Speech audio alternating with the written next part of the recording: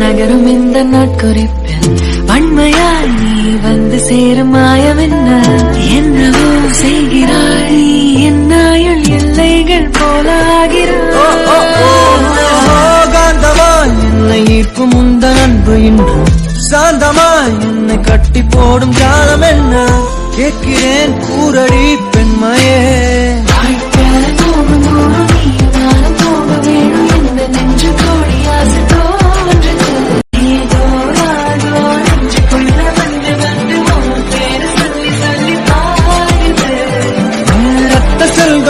கண்ட பின்பு கொடிகள் ஏந்தி ஒன்று முத்தம் செய்ய சொல்லி கூவுது